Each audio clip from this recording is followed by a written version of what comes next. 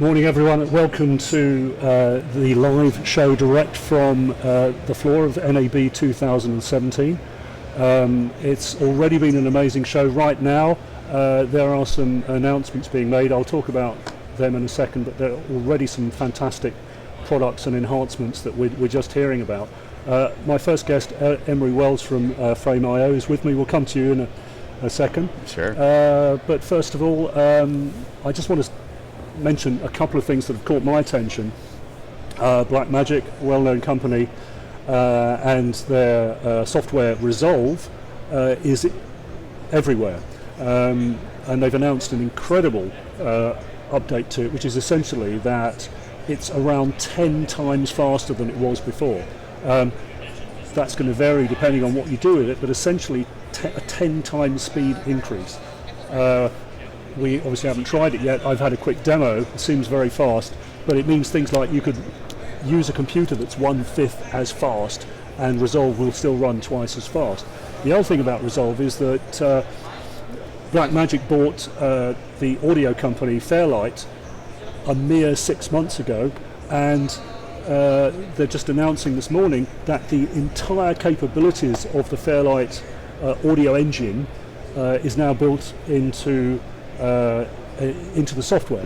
So, and that's even in the free version. So that means you've got an incredible multi-track audio capability that's editing is sample accurate, and it's just almost beyond belief that all of that capability is now in Resolve, even in the free version.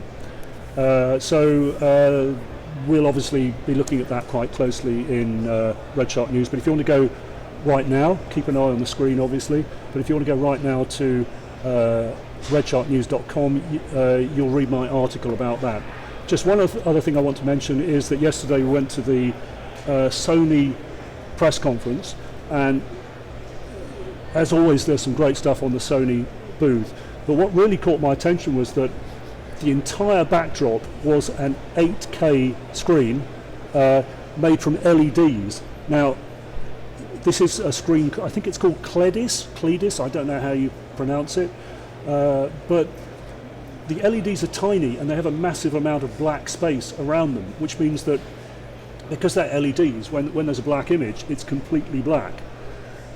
So that means the contrast on this screen, this 8K HDR screen, is unbelievable, and I think it's just a glimpse into the future, because it means that this is the kind of thing you and I will be having in our living rooms in maybe a decade. It covers the entire wall. Absolutely incredible. We probably won't be having one just yet because I think it's rather expensive, but you can expect the price to come down, I would imagine, over the next few years. Anyway, that's just my initial thoughts. Keep an eye on RedShark. We're publishing more articles per day than we normally do because of the volume of information that's coming out of NAB. So anyway, I'm going to move on to my guest, Emery Wells from Frame.io. Thanks ever so much for coming, being our first guest. Yeah, thanks for having me. I know I've seen the product at various stages in its evolution, and it's just had another jump forward, hasn't it, with version 2. But for anyone who's not familiar with it, could you just give us a very short overview of what it does? Sure, yeah. Frame.io is a video review and collaboration platform. So it facilitates file sharing, review and approval. It really acts as sort of the central hub for all your video while you're still working on it. So typically, you know, when you're working on a video, first you have a lot of big files you need to share, and a lot of people turn to file sharing services. You know, you're sharing with vendors, you're sharing with potentially clients or just internal colleagues. You might be using Dropbox or WeTransfer. That's fine if you want to send a one-way link to share a file, but if you want to view video online, if you want to say, hey, here's the latest edit, do you have any thoughts, do you have any notes, is this approved? People typically turn to sites like YouTube or Vimeo, will upload it, make it private, put a password on it, and then send a link in an email. And then you try to have this collaborative conversation and a static email on moving visual content. So, you know, we've all had these conversations like, at 1 minute and 10 seconds in 2 frames, there's this thing happening in the upper right-hand corner that I don't like, and then, oh, that thing he says before should come before the thing he said after that. And it's just really difficult to have a conversation in an email about video. And that whole creation process is extremely iterative. So you don't just go through that cycle one time, you go through it 25 times. So Frame.io kind of gets rid of all of that complexity and mess. And we give you one kind of cohesive workspace where you can upload all the stuff you're working on, invite all the people to this project that need to access it, communicate with time-stamped comments, be able to draw and annotate on the video frame so you can clearly communicate your ideas. And what we find is it eliminates what I call feedback paralysis. It reduces those cycles. Depending on what you're working on, a typical kind of feedback cycle might be days, could be weeks, and you can bring that down to minutes and just kind of work almost in real time. So I think most people are they can see the potential of working collaboratively, working in the cloud, but as you say, that they're using suboptimal tools like Dropbox, like email, and big file sharing systems, but none of those exist in the time domain, do they? And I think the thing about video is that you need to be able to refer to parts of the video, and that's what you seem to be able to do. And also because the whole thing is a collaborative kind of meta system for producers of videos, it's optimized for video from the ground up, I guess. Yeah, it's in some ways it's just really obvious. Like you want this first just like a central place to put stuff, and if you're not using a tool like Frame.io, you actually don't have that. No. So where's the central place that you just put the stuff that you're working on? Is it Dropbox? Probably not. You don't want to sync files between all these different users that are using Dropbox. We use Dropbox. It's phenomenal. I can't live without Dropbox, but it's not a tool for video collaboration. So I think just that element alone, like, okay, here's this central space where we can put our stuff and invite the people that need access to that stuff. It sounds really simple, but it's actually something that has sort of eluded us in the video world for a long time. So that's where we start. Frame.io acts as a file sharing service, so you don't need to use separate services when you need to send a large R3D file or ProRes file. We have an accelerated uploader, so we have up to 5 times faster upload speeds than Dropbox, and we don't charge extra for this accelerated uploading. It's just part of what you get in the product. So you don't need to use a separate service for sharing large files and then sharing review links. The other thing that is a huge benefit to Frame.io, and so obviously yes, having the ability to communicate over time, that's huge, but just having the ability to put everything in one place instead of sending an endless number of links, right? Like every time somebody needs to look at something new, it's like, oh, here's a new link, maybe it has a password, maybe it doesn't. This sort of influx of links that you get when you're working on video is sort of endless. And if you don't kind of take action right at that moment, if you don't sort of notate that, that Dropbox link, that WeTransfer link, that Vimeo link, whatever it is that you're getting, if you don't keep that in some organized place like a spreadsheet, you probably don't need it the second it comes in, but you need to come back to that maybe tomorrow, and then by which time there's another 7 versions. Right, and then you're searching through your email. Well, what was the right link? Who even sent that to me? Because there's a lot of people involved. There's this person from a company that sent me something, and I don't even remember their name. My co-founder and I, we started building Frame.io just for ourselves. I used to run a post-production company. I used to do post-production on all the Saturday Night Live digital shorts and commercial parodies, and we just needed a better solution for the stuff that we were working on. So if we could look at an example, I mean, I just think about an example where somebody might be responsible for keeping an eye on rights infringement, that kind of thing. So you might have a tracking shot like that, and a Coca-Cola bottle comes in, and you might not want to have that for some copyright or trademark reason. So you could presumably, if I was that person who was responsible for that, I could say, right, from this frame to this frame, there's an issue. You can actually just circle it. You can just with the annotation, you can circle it. I can't tell you how many different forms I used to receive. So I used to do commercials all the time, and we would get emails that were we would get a link and then an email with time codes of like where there's something that needs to be painted out, like a logo or something, and it was so confusing. Sometimes they would actually take screenshots, take a still, bring it into Photoshop, annotate it. They usually didn't do that. They usually just took stills.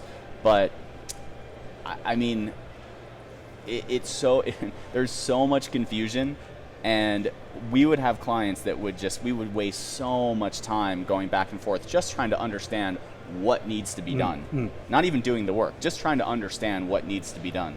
So, yeah, with Frame.io, that's no problem. You upload it, you mark it up, you annotate, directly on the video frame of what needs to be done, and it's 100% clear. And how does it handle multiple versions in the sense of distributing, where you might want to have different languages, you might want to have different streaming platforms, the actual diversity of distribution is massive now, isn't compared to what it was. Does it keep track of that as well? If you want to have multiple versions that people need to comment on? Yeah, so we have two ways you can handle that. First, we just have you can create your own folder structure. So if you have a bunch of different deliverables that are gonna you're gonna have one with an end tag, one without. You can just sort of organize stuff however you'd like in a folder structure. Then we also have something called a version stack, which is this is kind of meant for the iterative process while you're working on the next version of the same video. So you typically have several, maybe 20 versions before you reach the end product. And a version stack in Frame.io is kind of like a special folder. It's a way to kind of say, hey, these are all the same video, they're just versions of one another. So you just drag the new version on top of the old and you create a version stack. And then when you're in the player, you have things that you can do with versions, like you can flip between them. You can go back in time and say, oh, what did this look like last week when it was version 2? Or you can compare versions side by side, so you can actually see what changed from one version to the next. Did the feedback that was left actually get addressed in the next version? And you can just see side by side. Now, what if I'm working, what if I got an 8K file out of the camera? Obviously, I'm not going to send that to everybody. Does the system take care of proxies? And yeah, so you can upload anything you'd like. You can upload 4K, 8K. We support hundreds of video, audio, and still formats. So that's the other thing. It's, the video process also requires working with audio and still assets. Yeah. So you can upload hundreds of video, audio, and still assets to Frame.io. We always store the original version. So whatever you upload, if you upload, 8K R3D files, that's what's stored. Now, there are some file formats that we don't support previews of. R3D would be one of them. But if you uploaded a 4K ProRes file, for example, we would store that original 4K ProRes file so somebody that needed the full res could download it, but we generate proxies. So when you're watching on the web or on your phone, we have an iPhone app, you're watching an MP4 proxy. Okay, fantastic. So where can people go to find out more about Frame.io? You can go to frame.io, and we just launched 2.0 2 weeks ago ahead of the show, and it's most certainly our biggest update yet with over 100 new features and improvements. Just give us the headline new features. So probably the headline feature that people are most excited about are our new review pages. So review pages allow you to send a link to a client or stakeholder, and they don't have to log in. They don't have to create an account. That was certainly one of our most requested features. So they can immediately just start watching, start commenting without having any sort of account. We also have things like enhanced workflows with Final Cut Pro and Avid Media Composer. We have publishing to Vimeo, and it's actually faster than publishing directly to Vimeo natively. It's happens server to server. So if you have the content on Frame.io, you hit publish to Vimeo, boom, it's immediately on Vimeo. It's really, really slick workflow. There's a bunch of stuff, but those are a couple of the headlines. Okay, so that's now, without giving away any secret sauce. Where do you think Frame.io could be in 5 years' time? What's your vector for that? What I could say is that I think when you have a software company, a tech company that has a good market and is generating revenue, it's such an amazing collection of people that you have to assemble to do this. And I almost feel it's a responsibility to continue innovating. So, what we're doing today is video collaboration, but in 5 years, I don't know what we could be doing. We want to keep innovating. We certainly think that this is just the very, very beginning of our journey. All the best tech companies in the world, like Facebook and Apple and Google, they just continue pushing the boundaries and innovating. So we're going to explore a lot of stuff. Okay, Emery, that's really interesting. Thanks ever so much for coming today. And everybody check out frame.io. We'll be back soon, have a short break, and then we'll be back soon with another guest. Bye.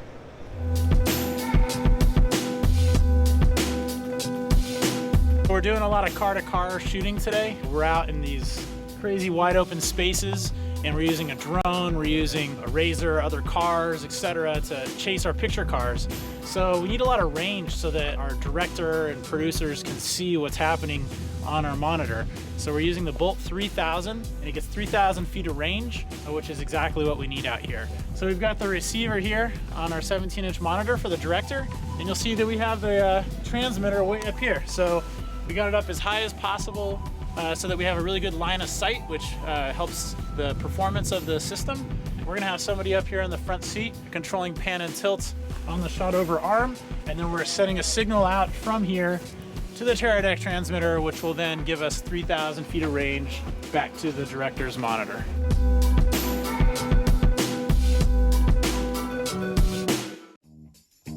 All right, we got 5 minutes. All right, iPads are up. Got it. Camera move. Got it.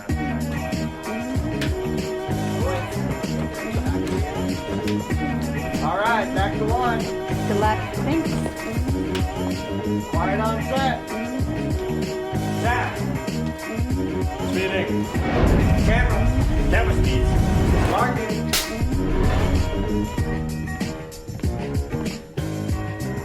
All right, last looks. Camera set. And action.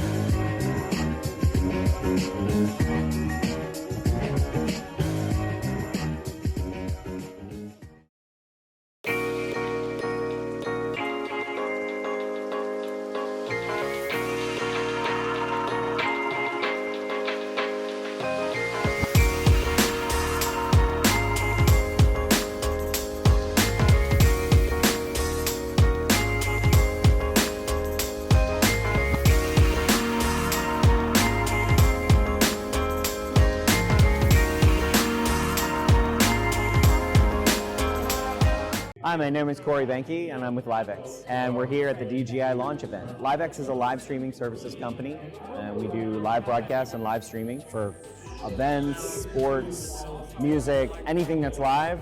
One of the things about launching a product for a global brand like DJI is they need to go to multiple platforms to hit their users everywhere they are.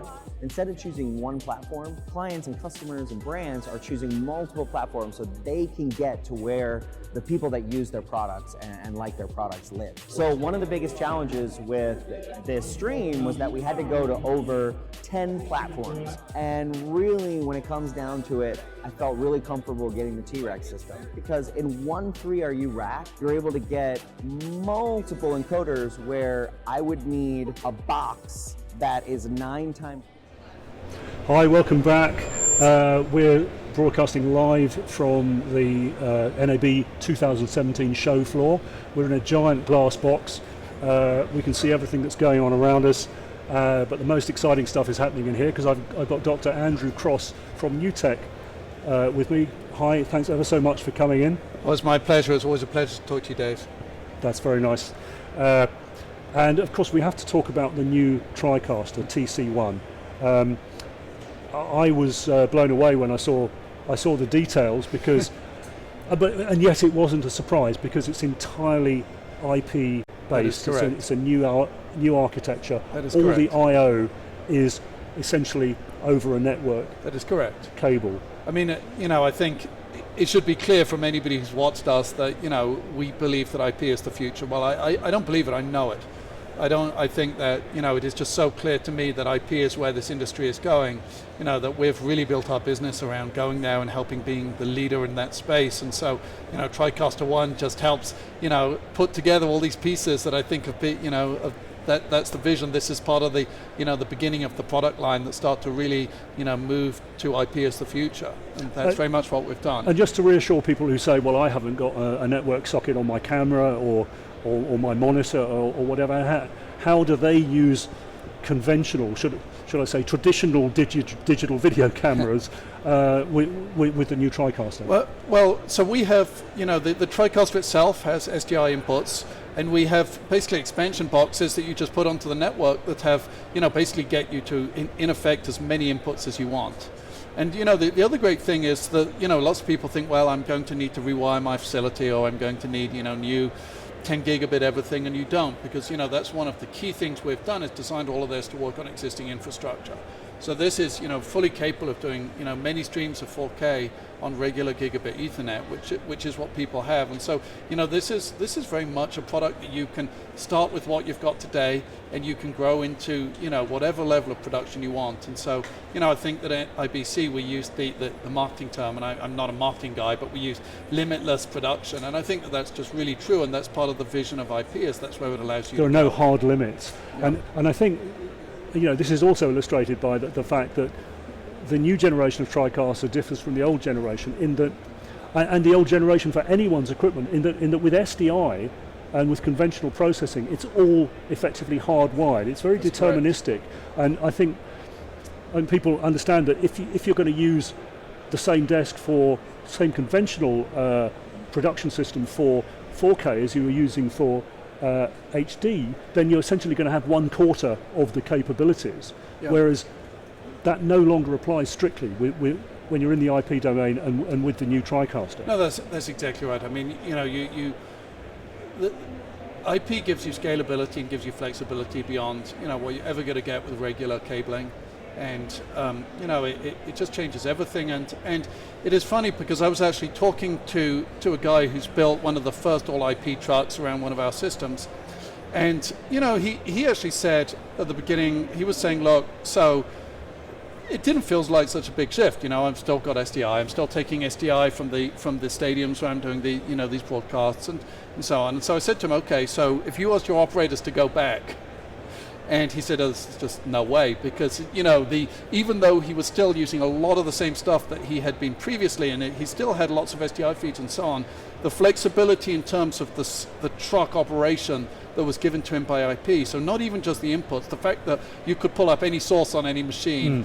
and that you could pull up your replay within your laptop, and so many new things were possible, and the flexibility were what really made it. And that's really the biggest part of IP, is it's not about changing a cable, because who the heck cares about cables? I mean, only geeks do. It's about that it gives you so much more. It's about the flexibility that it gives you, and I think that that's really the goal as much as anything else. And in a sense, it's all about virtualization, because if you have, let's say you're building a new facility and you put fiber in there and you set up VLANs, you're never going to have to rewire again, because you just set up the pathways that you want from a set of menus. And also with I/O, you're no longer bound to a fixed number of physical I/O ports. That's exactly right. And even beyond that, when you start thinking about, so one of the things that I get asked is, okay, so how do I really bring 4K into a system right now? Because it's, it's not as simple as it sounds. You've got some people doing 12G, but there are big cabling issues with 12G right now. So you've got the quad split 3G people out there, and then you've got the HDMI 2 people, and I don't know which one is the right one. And if your equipment doesn't have the right one, it's not going to work.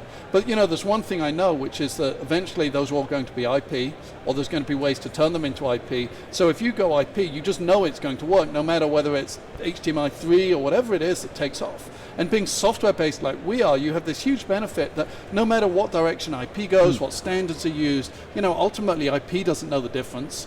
And so you're ready for it pretty much no matter what, and that's part of the flexibility that software and IP bring you. There's three things that that are the future of this industry. They're the things that we've built our business on, and which they're going to change everything. It's the availability of processing power, software to run on it, and connectivity between devices. Those are the three things that form the kind of the trifecta that give, are going to be the future of this industry. It's been the future of almost every other technology industry, and it's going to be the future of ours.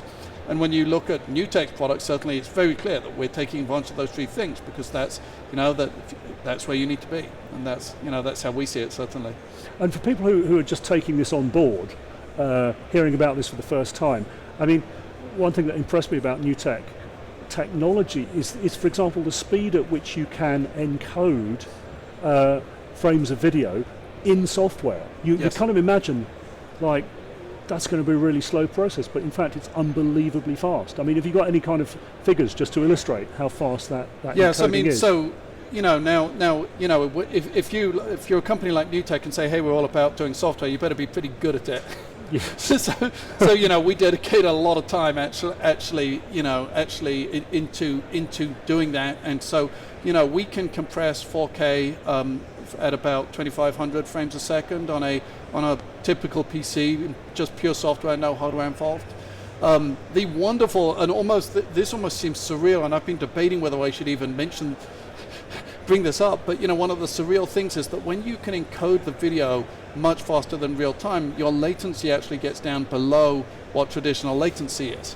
Because when you think about it, like on an SDI feed, it's going to take 16 milliseconds to scan out every frame, and there's just nothing you can do about that. So if you want to transmit video from A to B, it has to take 16 milliseconds. It's a built-in delay. It is. It's a built-in delay of 16 milliseconds. If you can run much faster than real time, that gets compressed down to the 1 or 2 milliseconds it takes to compress. And so ironically, as much as everybody says, yes, IP, longer latencies and all of this stuff, it actually has the exact opposite effect. It's a little bit like when you listen to Spotify, you're getting near CD quality down like a 100-year-old piece of copper.